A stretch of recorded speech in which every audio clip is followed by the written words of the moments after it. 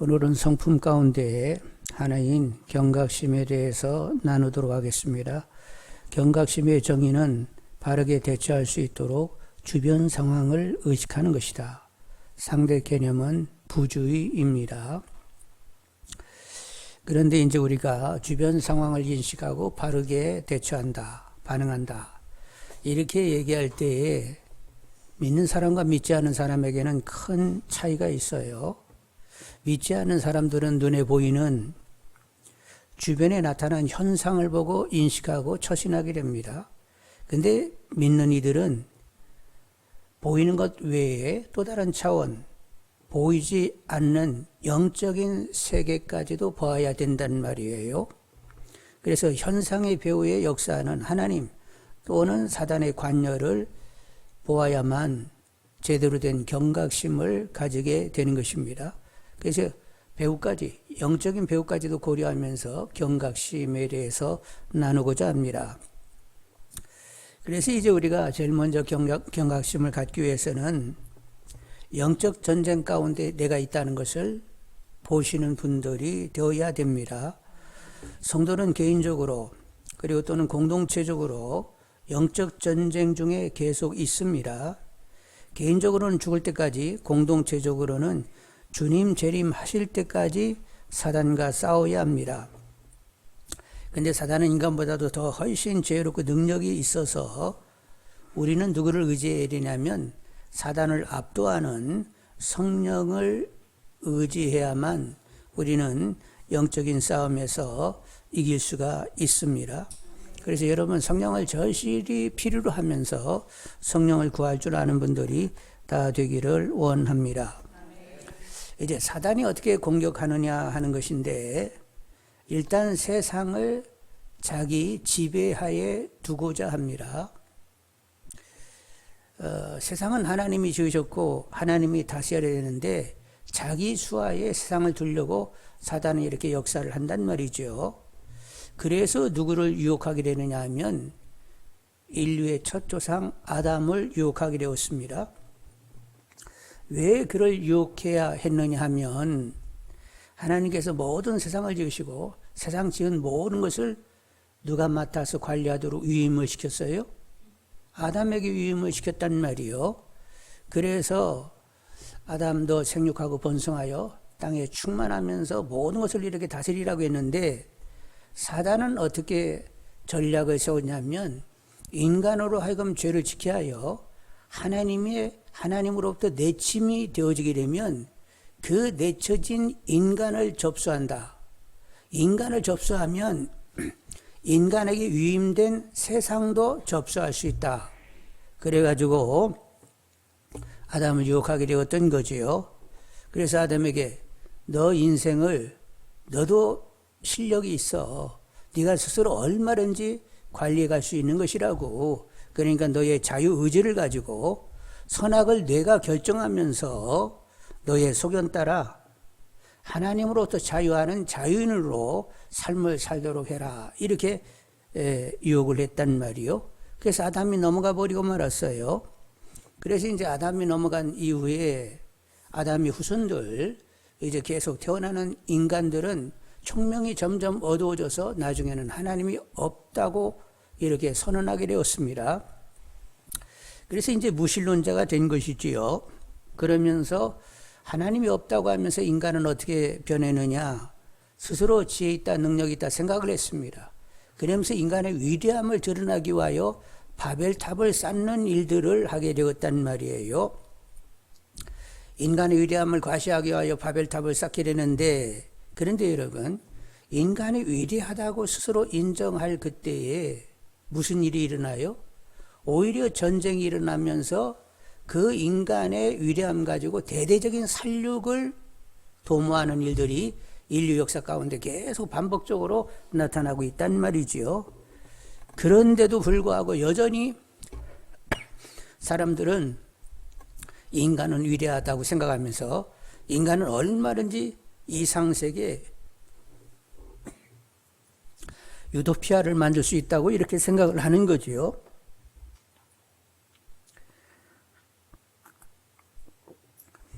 인간은 유토피아, 이상 세계를 만들 수 있다. 인간 모두가 행복할 수 있는 이런 세계를 만들 수 있다고 하면서 여러 가지 철학, 이념을 가지고 또 인간의 어떤 이렇게 발달된 어떤 이기를 가지고 이런 이상 세계를 만들려고 애를 쓴단 말이죠.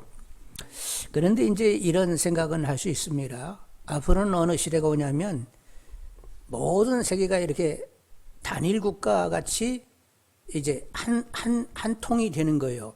왜 그러냐면 앞으로는 조만간 인공지능 시대가 오는 것입니다. 그리고 모든 정보가 통합이 되는 거예요. 여러분, 우리 개인의 신상에 대한 정보들이 다 이렇게 국가에서는 다 가지고 있습니다. 근데 이제 국가들이 가지고 있는 정보를 다 단일 국가처럼 이런 것들을 다 집합시키는 어떤 그룹이 있을 수 있는 거예요. 앞으로는 그것이 멀리 있는 것이 아닙니다. 조만간 그런 세대가 다가오게 되는 거지요. 그런데 인공지능 시대가 오게 되면 수만 명이 할 일을 그냥 로봇 하나가 다 일을 하는 거예요. 그래서 앞으로는 사자 들어가는 것들은 다 없어지게 됩니다. 검사, 판사, 변호사 누가 다 한다고? 인공지능들이 하는 거예요. 걔들은 사사로운 감정이 없습니다. 이미 지나온 판례를 그냥 정확히 모든 정보를 쫙 가지고 있어가지고 사건이 딱 터지게 되면 그 판례에 근거해서 감정도 섞이지 않고 아주 공정하게 그냥 탁탁탁탁탁 그냥 내리는 거예요. 근데 이런 경제 분야도 이렇게 자본을 투자하고 뭐 이렇게 거기서 득을 보는 일도 지금은 사람들이 하지 않아요. 어느 회사는 그냥 인공지능에 다 맡겨가지고 수천 명을 싹 그냥 해고시키고 인공지능이 그 회사에 어떤 자본을 투자하고 이득을 내는 일을 인공지능이 다 하고 있다니까요.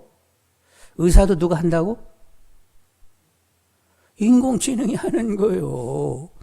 걔들은 지금까지 막 수많은 정보를 다 가지고 있거든. 그래서 사람보다도 더 판단을 정확히 내리는 거예요. 그리고 인공지능은 뭐 이렇게 수술하다가 실수도 하지 않아? 얼마나 정확한지 모른단 말이에요. 그리고 이제 앞으로 교사도 누가 한다고?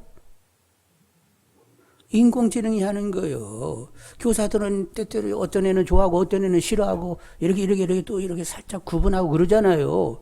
근데 인공지능은 누구 하나도 이렇게 구분을 안 해. 그래서 오히려 애들이 가가지고 이제 누구하고 이렇게 대화를 나눈다고?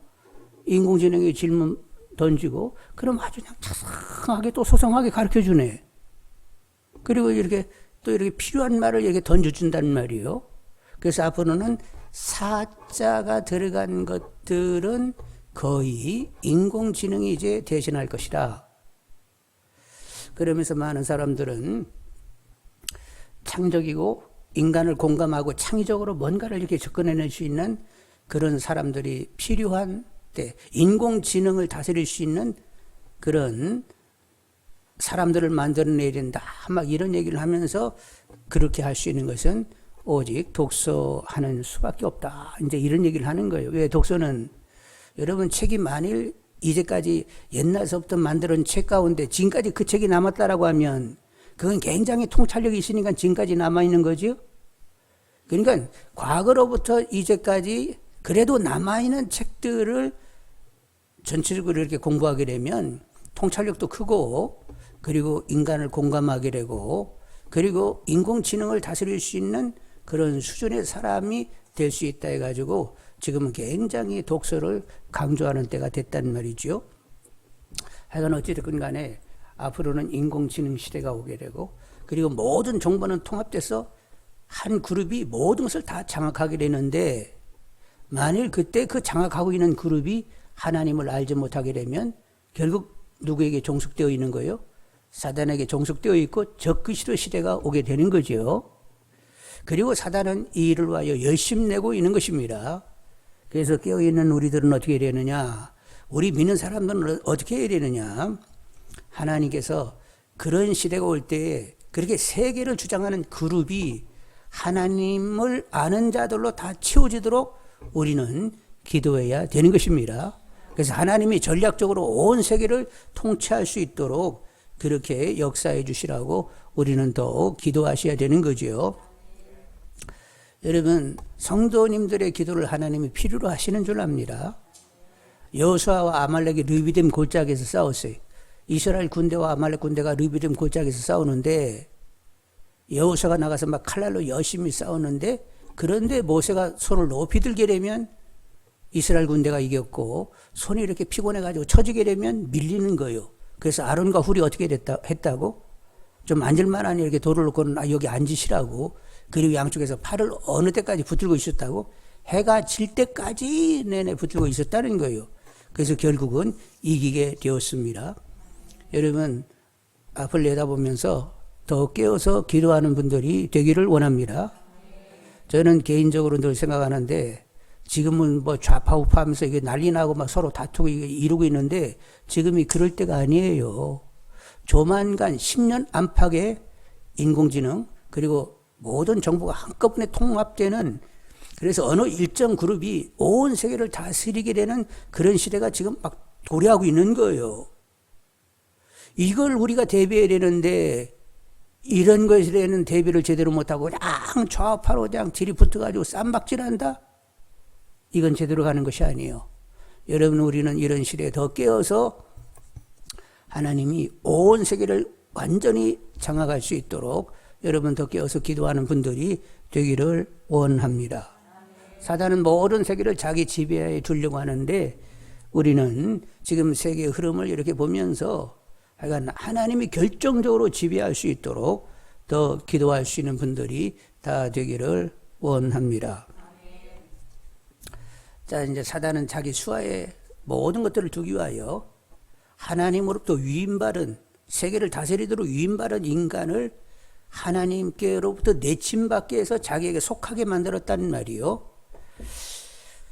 그런데 이제 사단은 하여간 여전히 지금도 인간으로 하여금 하나님으로부터 멀어지도록, 하나님을 가까이 하지 못하도록 지금도 온갖 수단을 동원하고 있습니다. 그래서 하여간 거짓 세압이요. 이게 속이는 데는 완전히 그냥 막 천재네. 자기를 또 위장을 얼마나 잘하는지 몰라요.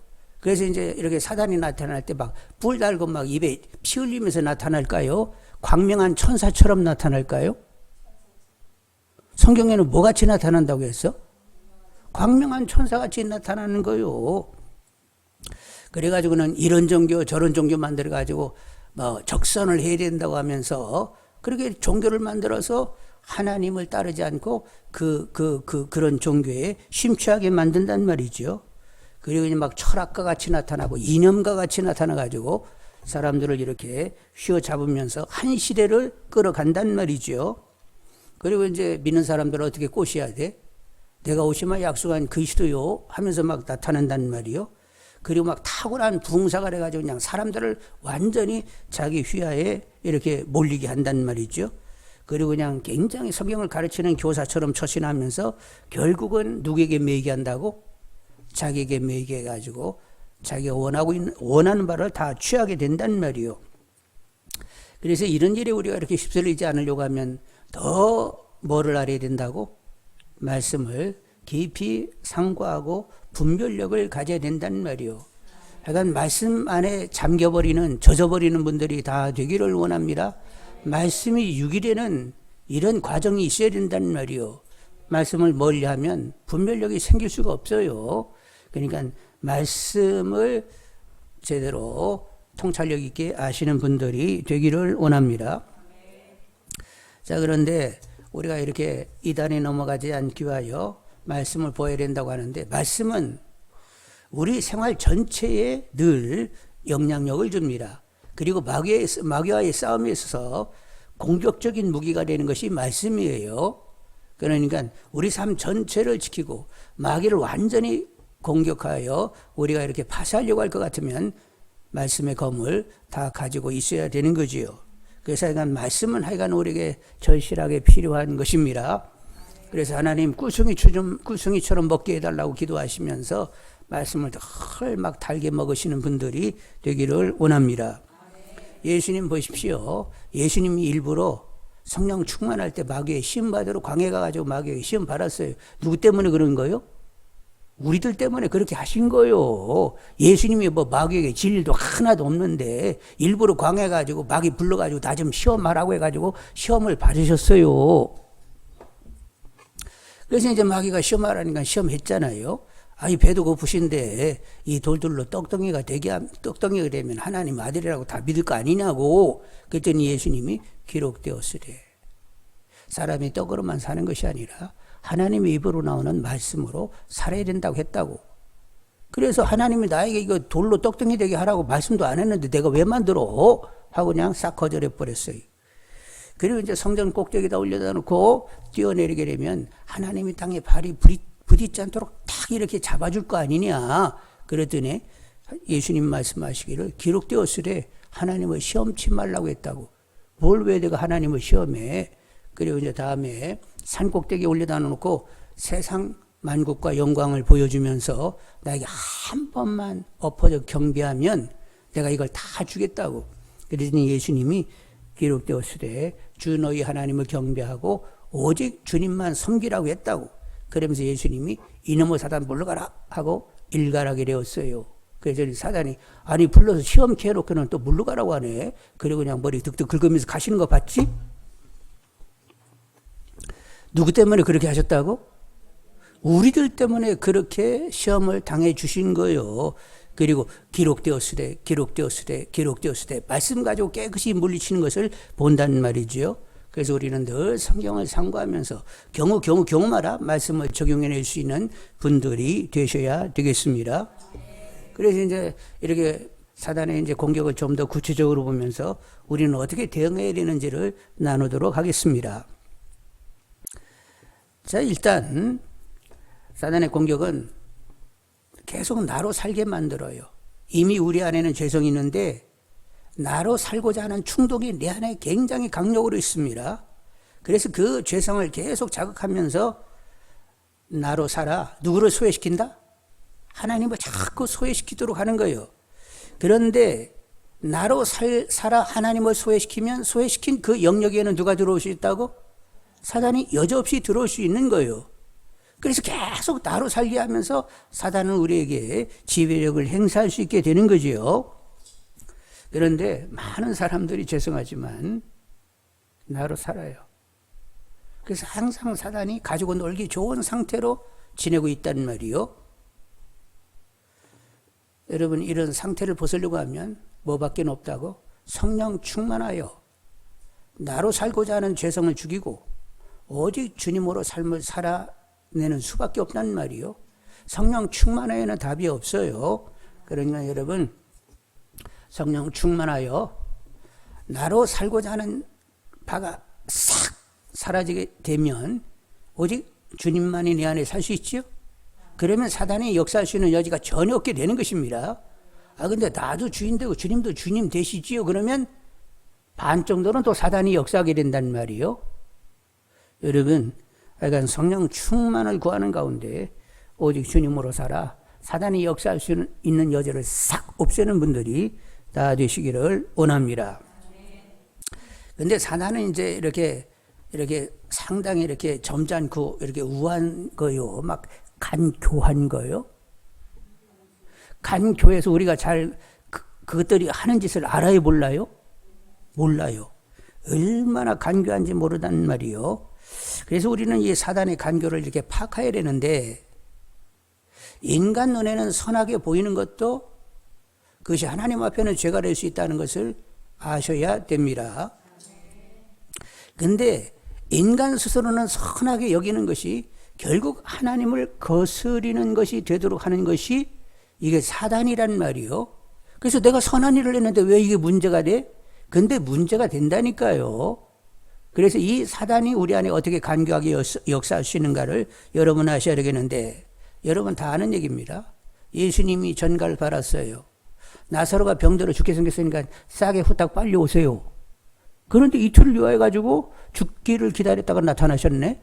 그래서 마르다가 마리아가 막 그냥 눈물 바람 됐지요. 아이고 좀 일찍 오셨으면 안 죽을 텐데 다 죽고 와가 죽은 다음에 오셔가지고 이게 무엇인가? 얼마든지 병을 고치실 수 있는 분이 왜 이렇게 늑장 부려가지고 이렇게 우리 오빠를 죽게 했지? 하고 막 굉장히 그냥 아쉬워가지고 막 눈물바람을 했지요? 근데 왜 예수님은 이틀 있다가 죽기를 기다려서 나타나셨지? 그 상황은 하나님이 어떻게 만드셨어요? 예수님이 부활의 주인 것을 나타내 보이기를 원하셔서 그 국면을 만들어 놓으셨는데 예수님이 그냥 당신 선하다고 아니 나사로가 병들어 죽으면 안 되지. 아예 싸게 후딱 빨리 가가지고 고쳐야 되겠네 하고 와가지고 만일 죽으려고 하는데 그냥 병을 고쳐놨으면 하나님의 뜻을 이룬 거요? 못 이룬 거요? 못 이뤘으면 그거 하나님을 거스린 것이며 그게 죄가 되는 것입니다. 인간 눈에는 선하게 보여도 하나님 편에서는 이건 악한 것 이렇게 얘기할 수 있는 거예요. 사도 바울이 2차 전도여행 때 어디를 가기로 했다고? 소아시아의 수도 에베소에 가서 복음을 전하기를 원했어요. 그 큰 도시에 가가지고 있으면서 전하게 되면 아시아 전체에 복음이 전해지게 되는 나는 이제 2차 전도여행 때는 에베소다. 에베소로 간다 하고 이제 막 갔는데 아니 자꾸 막 성령이 막으셨었네. 어디로 가라는 거요? 그래서 나중에는 어디로 직행하게 됐다고? 마게도니아의 빌립보로 직행하게 되었습니다. 그리고 새벽에 한적한 곳에 나가서 기도하려고 갔다가 한 무리의 여인들을 만나게 되었고 복음을 전했더니 그 중에 누구의 마음을 열어? 자주색 옷감장수 루디의 마음을 주께서 열어서 복음을 받게 했단 말이요. 그래서 루디아 집에 빌립보 교회가 개척이 된 거예요. 그 집에서. 그래서 하나님은 때에 하나님이 계획하신 바가 있단 말이요. 그래서 바울을 빌립보로 직접 보내가지고 그때에 루디아를 믿게 해서 그 집에서 교회가 개척되도록 하나님이 이렇게 계획을 세우신 거예요. 근데 하나님이 이렇게 계획을 세우셨는데 바울이 그냥 그 전도하는 것은 뭐 얼마나 좋은 일이요. 전도하는 일이. 그래서 에베소에 가가지고 막 큰 도시에 가가지고 복음을 전하면 얼마나 더 좋아. 그러니까 하나님 그런 줄 아세요. 나 갑니다 하고 갔으면 어떻게 됐어? 그거 죄요 아니요? 인간의 보기에는 굉장히 하나님을 향하여 막 열심히 이렇게 사람은 얘기할지 모르지만 그는 하나님을 정면으로 거스리고 있는 거예요. 여기에 사단의 간교가 있다는 것을 아시기를 원합니다. 사람 편에서는 굉장히 선한데 하나님을 전면으로 이렇게 거스리는 이런 일이 있을 수 있다는 거예요. 그래서 여러분 분별력이 크신 분들이 되셔야 되는데 어떤 사람 보면 자기가 주를 위해서 무척 애를 썼다고 얘기하는 사람이 있어요. 내가 주님을 위해서 교회를 와요. 내가 얼마나 애를 썼는지 아냐고. 그러면서 나의 선 의지를 가지고 교회를 주님을 위해서 굉장히 일했다고 하는데 근데 그 시작이 어떻게 됐다고? 누가? 내가 주님을 위하여 했다 하면 그건 그 사람의 일이 되는 거예요. 주님의 일은 어떻게 되는 거예요? 주님이 그 사람을 도구 삼아서 주님이 역사하는 가운데에 일이 이루어졌다. 이건 주님의 일이 되는 거예요. 그런데 내가 열심히 교회를 내가 내 선 의지를 가지고 교회를 열심히 섬긴 사람은 가만히 보면 사람들로부터 누가 인정받아요? 내가 했다는 데에 사람의 인정을 받으려고 하는 모습이 있어요. 근데 주님이 나를 통하여 무슨 일을 하게 되면 주님이 하셨다가 되면 그것을 계속 기억할까요? 잊어버릴까? 아니 주님이 해가지고 나하고는 이제 그 끝나면 그냥 이 일이 잊어버려요. 그래서 시간이 완전히 지나면 내가 무슨 일을 했지 하면 잡히는 게 하나도 없어. 근데 뭔가 주님이 하시긴 하셨어. 근데 나는 뭐 했는지 잊어버렸어. 주위 사람들이 그때 그런 일이 있었잖아요. 그런 일이 있었었는가? 이렇게 간단 말이요. 그리고 주님이 하셨으면 누구께만 영광이 되는 거야? 그분이 하셨고 그분이 영광 받으셔야지. 주님이 다 하셨지. 주님께 영광을 다 돌려놓고는 이제 끝나는 거예요. 근데 나는 하야할 일을 한 것뿐이라고. 그러면서 이제 그걸로 끝난단 말이요. 여러분 영적으로 깨어있는 분들이 되시길 바라고 성령의 역사로 진정 주님의 일을 할 줄 아는 분들이 다 되기를 원합니다. 그 영적으로 깨어있는 사람은 목소리 딱 들으면 알잖아요. 당신은 당신의 선 의지를 가지고 당신이 했다고. 그래서 당신이 좀 이렇게 인정을 받아야 된다고. 이런 수준이 되면 누가 역사하는 거라고? 죄송하지만 이건 사단의 역사요. 내가 하면 이미 거기에는 사단이 역사할 수 있는 여지를 만들고 있다니까. 내 소견 따라 내가 내 선의 의를 가지고 내가 하면 벌써 나 하면 여기에 누가 역사한다고? 사단이 역사하는 거요. 주님이 나를 통하여 주님이 이렇게 일을 진행하시고 역사하셨어요. 주님이 다 하셨어요. 이렇게 가면 사단이 역사할 수 있는 여지가 있어요, 없어요? 틈을 잡을 수가 없어요. 근데 사단은 간교해서 내가 이게 내 선의지를 가지고 내가 좋은 마음으로 내 열심 가지고 이렇게 했다고 하면서 뭔가 제법 선하게 하나님 보시기에 합하게 뭔가를 한 것처럼 착각하면서 스스로 속게 만드는 것이 사단의 간교요. 사단이 IQ가 이게 모질라요? 막 엄청나요? 엄청나요. 여러분 한국 사람들이 IQ가 세계적으로 제일 높다는 건 아세요? 네? 모르셨지? 이스라엘 백성들보다도 어렸을 때 IQ가 한국 사람이 더 높아요. 근데 이제 시간이 지나서 그 사람들이 이제 IQ가 높아져요. 그들은 하여간 모세오경은 다 달달달달 외워야 할례를 받으니까. 그리고 이게 성인식, 아니, 할례를 받는 성인식을 받으니까. 하여간 모세오경을 외워야만 이렇게 성인으로 이제 인정해주는 그런 식이 있잖아요. 그렇게 막 모세오경을 외우다 보니까 나중에는 그들이 이렇게 머리가 좋아지는데 어렸을 때 수준은 한국 사람이 IQ가 높다는 거예요. 어떤 이렇게 신문 기자로 오랫동안 이렇게 한국에 와서 30년을 신문 기자로 외국 기자인데 한국에서 한국 통이더라고 그분은. 그래서 한 30년을 이렇게 지냈는데 한국 사람이 평균 IQ가 105 정도 이상이 된다네. 이런 민족 없다는 거예요.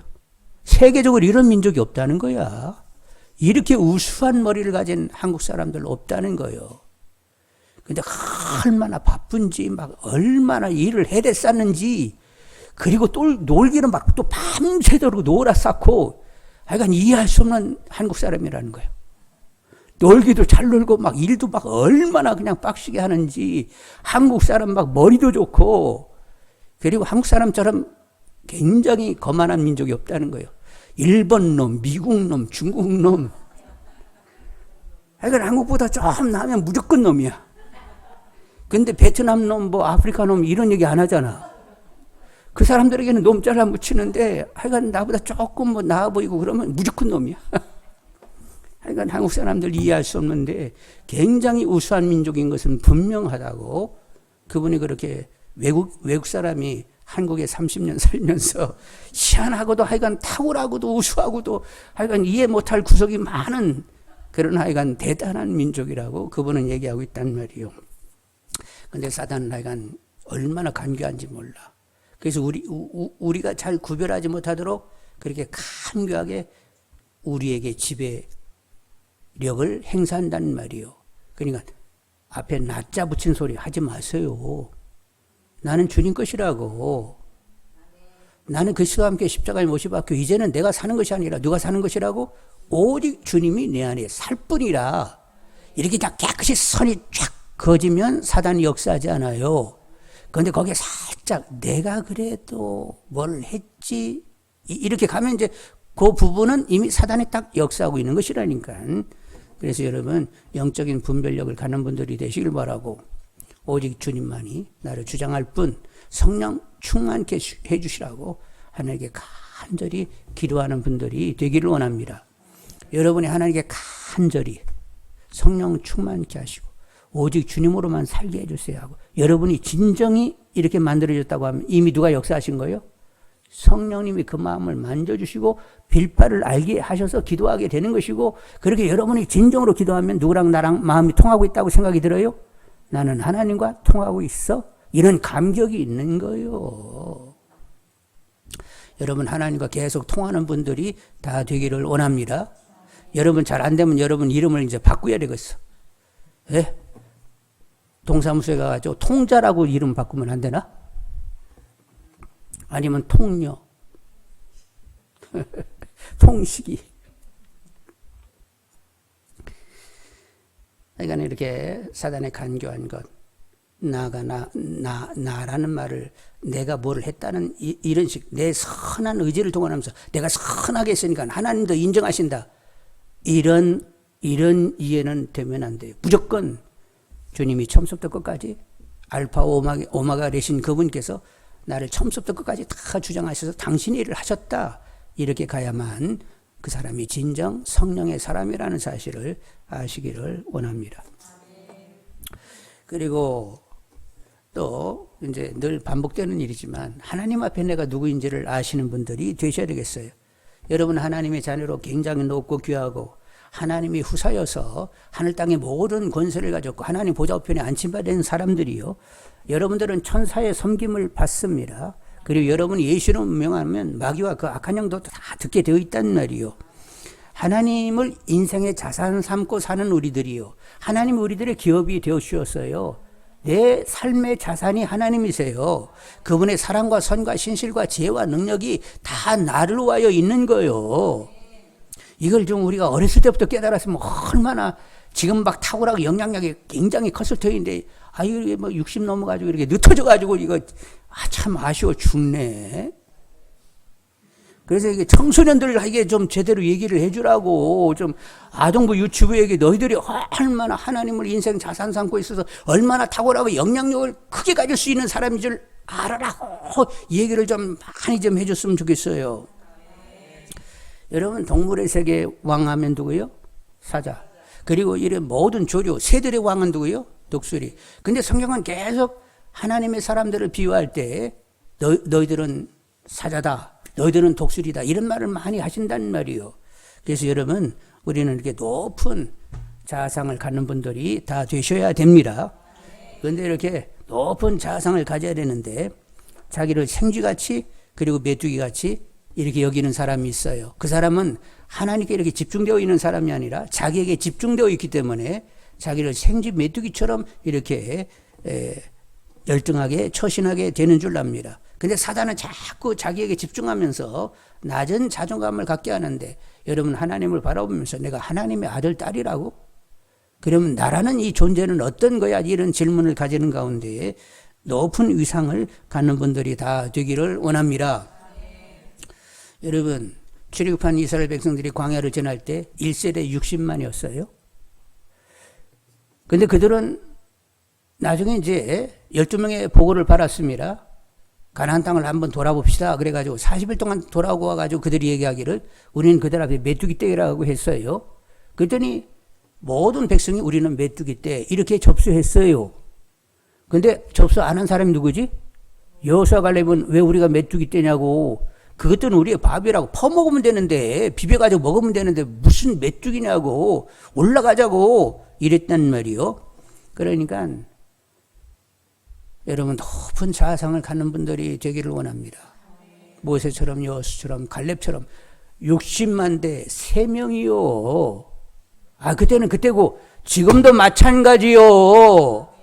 많은 믿음의 사람들이 생쥐 메뚜기처럼 처신하고 있단 말이요. 세상에 나가가지고 막 전전긍긍하고 오히려 믿지 않는 사람들도 위축이 돼가지고 저 사람들은 왜 이렇게 잘 살아 이러면서 이렇게 위축되고 있단 말이요. 여러분 누구를 모시고 산다고? 주님이 오셨어요. 하나님이 오셨어요. 성령님이 오셨어요. 그럼 나는 이미 갖출 것을 다 갖춘 거예요. 부족한 것 하나도 없는 사람이요. 다 알아서 나를 책임져 주시잖아요. 그러니까 여러분 믿음의 부유를 가지시면서 높은 이런 자존감으로 삶을 영위하는 분들이 다 되기를 원합니다. 그래서 여러분은 당당하게 길거리를 가더라도 당당하게 이렇게 걷고 자세가 아주 반듯하고, 예? 어둠하고 빛하고 붙으면 누가 쪽수해야 돼? 우리는 빛이고 저쪽은 어둠이요. 우리 빛이 딱 나타나면 어둠들은 막 발발 기어야 돼. 그러니까 당당하게 세상을 사는 분들, 그러려고 하면 어떤 자인식이 있어야 된다고? 내 안에는 주님 생명이 계셔. 그리고 영광의 임재에 하나님이 계셔. 그리고 힘이 큰 능력 성령님이 계시다고. 나는 이런 자야. 그리고 순간순간 다스림 받기를 소원하고, 더욱 선하고 더 신실하고 더 지혜롭고 더 능력 있게 많은 사람에게 영향력을 줄 수 있는 분들이 다 되시기를 원합니다. 그리고 이제 우리는 주 안에 산다는 것 자체가 은혜예요. 근데 사단은 이렇게 항상 하나님을 기뻐하고 감사하면서 평강 가운데 소망 가운데 아주 밝게 이렇게 사는 것을 어떻게든지 차단해가지고 어둠침침하게 이렇게 살도록 염려, 근심, 걱정, 막 이런 분노, 이런 우울, 이런 가운데 살도록 계속 사단은 역사한단 말이요. 여러분, 내가 주 안에 있어 주님으로 산다는 것 자체가 그냥 은혜로 다가와지는 분들이 다 되기를 원합니다.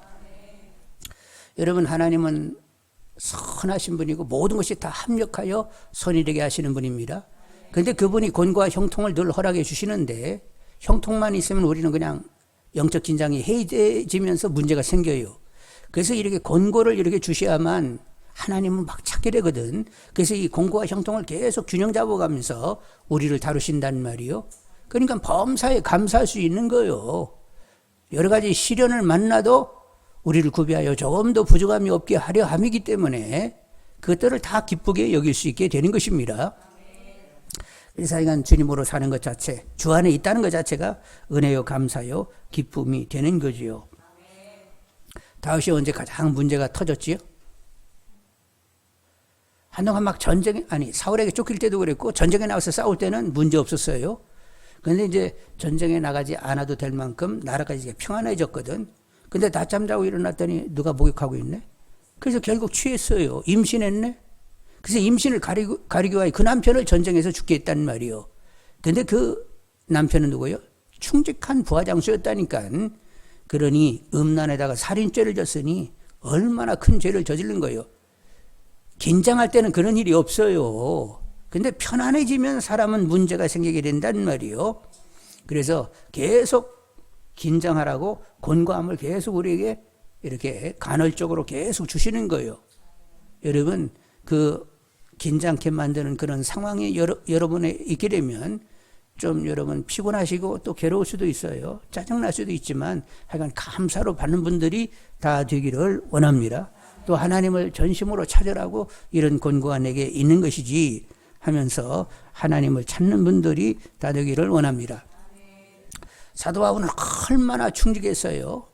생명 다하여 주님을 위하는데 근데 거기다 대고 뭐 육체의 가시 질병을 주셨네. 그래가지고 낫게 해주세요. 3번 기도했더니 뭐라고 대답하셨다고? 너는 은사가 너무 많아가지고 자고하여 넘어질까 두렵다. 그래서 할 수 없이 네가 연약함 가운데 능력이신 주님을 의지하라고 그 육체의 가시를 줬으니까 그냥 가지고 살아. 그랬더니 예, 내 은혜가 족합니다 하면서 받았지요? 사람을 하여간 편안하면 문제가 터지게 되어 있어요. 그러니까 여러분 이 땅을 떠날 때까지 곤고함이 계속 간헐적으로 나타나게 되니까 그럴 때마다 아이고 하나님 나를 얼마나 사랑하시면 당신께 집중하라고 또 이런 일을 허락해 주시네. 그리고 알았어요 하고 집중하고 있으면 풀어내시는 줄 압니다. 내가 풀려고 애쓸 것도 없어요. 허락하신 그분이 또 해결해 놓으신다니까. 그러니까 어려운 일이 딱 생기면 하나님 알았어요 집중합니다 하고 하나님만 쳐다보면 언젠가 주변을 이렇게 해결해 놓으신다니까. 그런데 이렇게 우리는 항상 기뻐하고 범사에 감사하고 그리고 늘 하나님의 평강 가운데 우리들의 생각과 마음이 평강으로 지켜지도록 이렇게 우리를 이끌어 가신단 말이에요.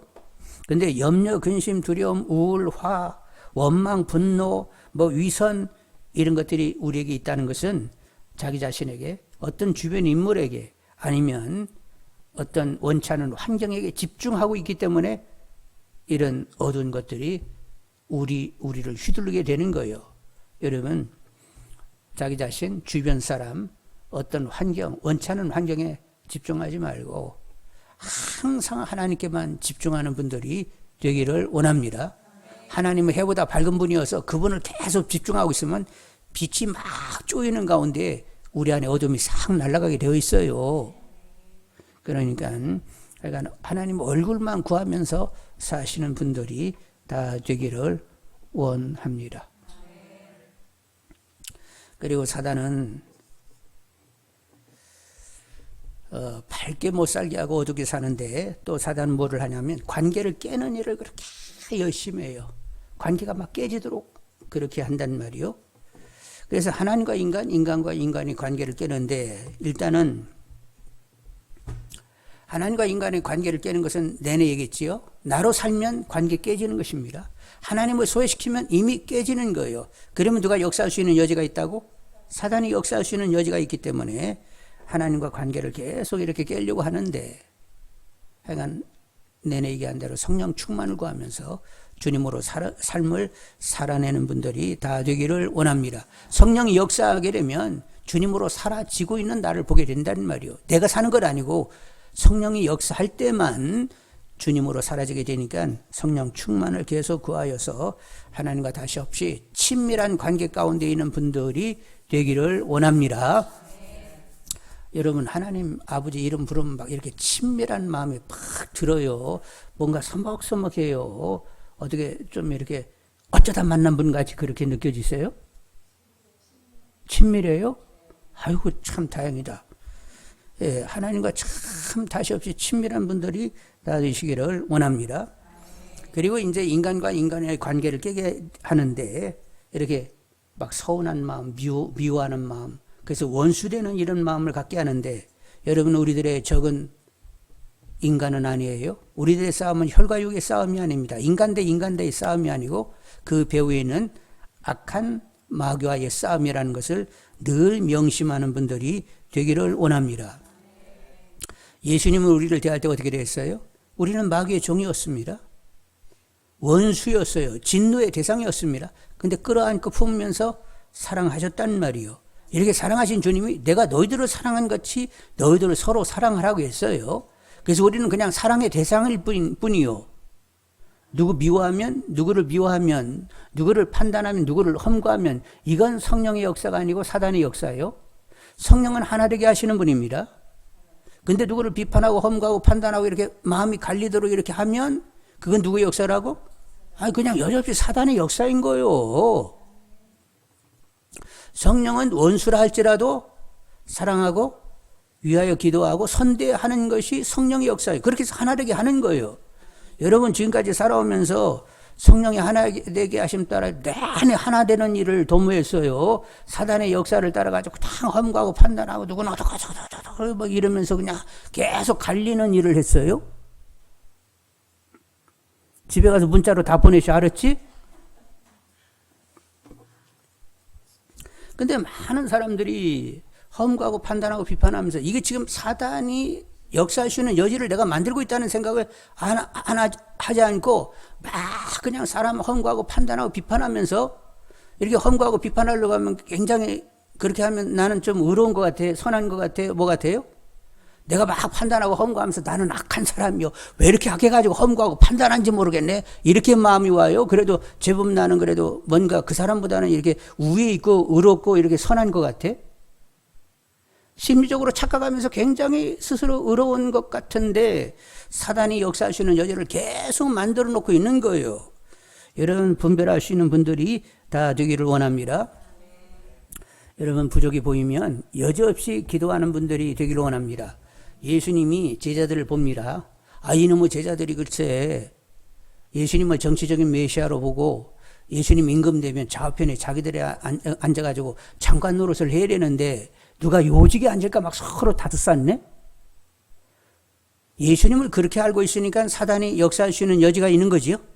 그래서 예수님이 사단이 밀가부로 더 타는구나, 이렇게 정확하게 판단하셨어요. 사단이 너희들을 밀가부르되 요걸로 끝났을까요? 그 다음에 무슨 말이 붙었지? 그러나 너희들 믿음 떨어지지 않기를 기도했노니 돌이킨 후에는 형제를 굳세게 하라. 결국 그렇게 사단의 밀가부로 타는 사람들이 형제를 굳세게 하는 교회의 지도자가 될 수 있었던 것은 누구의 기도가 있었다고? 예수님의 기도가 있어서 그렇게 사단의 밀가부로 타기 아주 가지고 놀기 좋은 그들이었는데도 불구하고 결국에는 교회를 세우는 일에 쓰임받게 되었단 말이요. 그래서 우리가 교회를 제대로 세우려고 하면 서로가 서로를 위하는 기도를 해야 된다는 말이요.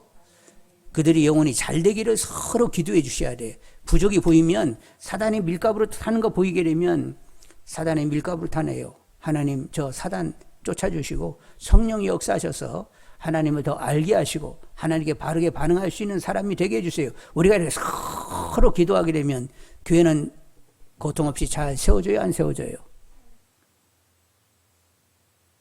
근데 이 일을 제대로 못해. 가만히 보면 그냥 험구하고 판단하고 막 이것이 그냥 일반적인 교회 생활이네. 무슨 교회 생활이 그런 생활이요? 아니 교회 생활은 연약함을 보고 서로 이렇게 기도해 줘야 그것이 정말로 교회 생활인데 그냥 험구하고 판단하니 그냥 일수야. 그래서 이제 새로운 사람도 배우면 뭐해? 기도하는 것이 아니라 막 같이 어울려가지고 막 판단하고 이런단 말이요. 그래서 늘 얘기하지만 교회 다니는 것이 사람들이 막 교회 다니면서 얘기하기를 와 나는 막 교회 다녀가지고 얼마나 재밌는지 몰라.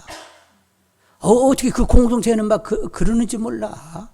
서로 막 사랑하고 막 서로 섬겨주고 부족하면 막 기도해주고 막 그렇게 위해주는 그런 공동체가 있다는 것은 참 놀라운 일이야. 막 이렇게 사람들이 얘기합니까? 교회 가보니까 막 거기도 그렇고 막 인간들 뭐 다 그렇고 뭐 그렇지 이렇게 얘기합니까?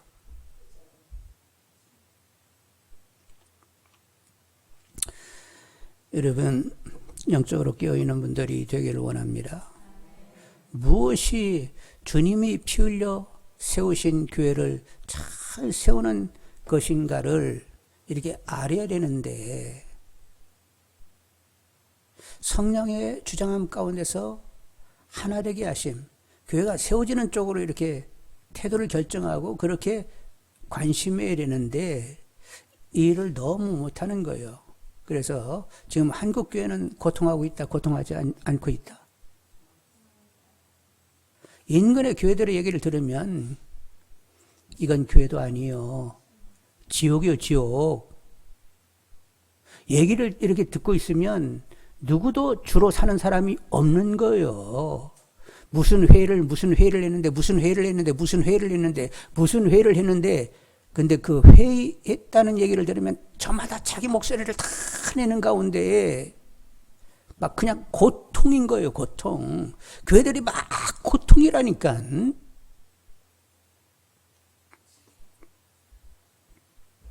아니, 교회가 막 천국을 경험해야 되는데 이게 지옥이네. 왜 그렇다고요? 여전히 다들 나로 사는 거예요. 열심히 나로 살아. 라우르게 교회 성도님들은 어떻게 했다고? 우리는 주님을 영접하고 주님 때문에 우리가 부유하게 편안하게 산다고 이렇게 생각을 했는데 주님은 나는 너희들 안에 들어가 본 적이 없다고 말씀하고 계시다는 말이요. 한국 교회는 다들 주님을 영접했다고 하는데 주님은 말씀하십니다. 너희들은 인격적으로 나를 영접한 적이 없어. 너희들의 인격과 삶을 걸어서 나를 영접한 게 아니야. 너희들의 필요에서 나를 영접했는지는 모르지만은 너희들의 인격과 삶이 걸리는, 삶 전체를 걸리는 나를 진정 주님으로 인정하면서 주님을 모신 것이 아니야. 주님은 이렇게 말씀하고 계시다는 말이에요.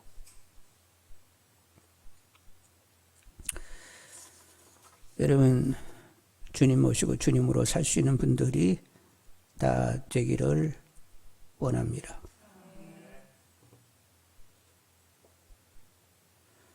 성령님은 하나 되게 하시는 분이에요.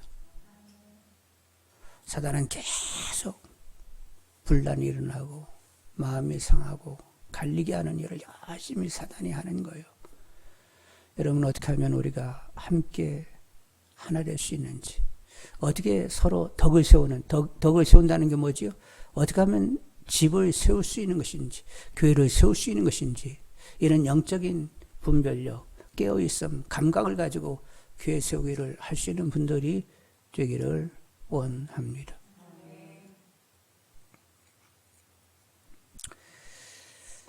다시 한번 이제 정리해야 되겠는데, 우리는 주님으로 살아야 돼요. 주변의 환경을 제대로 이렇게 파악하고 거기에 이렇게 바르게 대처한다. 근데 주님만큼 우리가 그렇게 바르게 파악하고 대처할 수 있어요? 근데 우리가 주님을 모시고 살면 누가 파악해 준다고? 주님이 파악하고, 대처하게 하시는 분도 누구라고? 주님이 대처하게 하시는 거예요.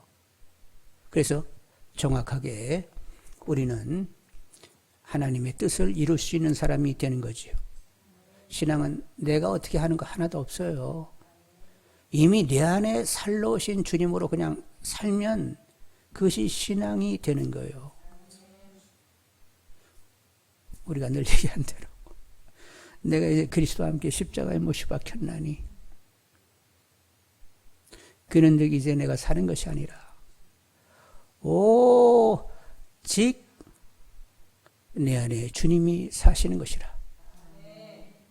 내가 육체 가운데 거하는 것은 나를 사랑하사 나를 위하여 자기 자신을 버리신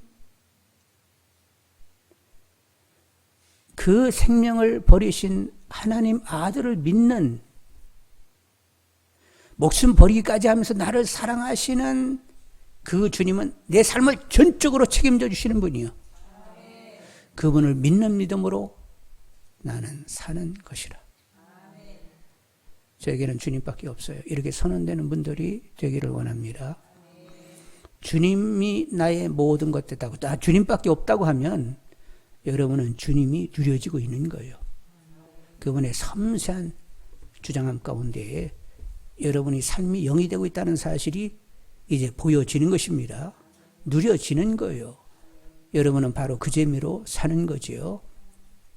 그래야 여러분은 진짜 예수 믿는 사람이다, 이렇게 얘기할 수 있는 거지요. 누가 그렇게 되기를 원한다고? 나를 위하여 피를 그냥 철철 흘리신 그분이 피를 흘릴 때는 부활하여 우리 안에 주가 되기 위하여 그렇게 오신 거예요. 아이, 그렇게 피를 흘리시면서까지 그냥 내 주인 되려고 그렇게 하셨으면, 그러면 내 안에 실제 돼 주세요. 내 안에 오셔가지고 완전히 주인이 되셔서 그냥 세밀하게 사사건건 순간순간 나를 주장하시는 가운데 철저하게 주님이 되어주세요. 그렇게 기도하면서 주님으로 삶을 살아내시는 분들이 다 되기를 원합니다. 그래서 우리를 쳐다보면 사람들이 누구 생각나야 돼? 저 사람 예수 믿는 거 아니요? 어떻게 말을 저렇게 하고 마음을 저렇게 쓰고 저렇게 태도가 저렇게 결정이 나는 거지? 저 사람이 아니야. 뭔가 저 안에 있어. 알고 보니까 예수 믿는 사람이네. 이렇게 되어야 되겠지? 그런 수준이 될 수 있도록 계속 다스려 주시기를 기도하시는 분들이 되기를 원합니다.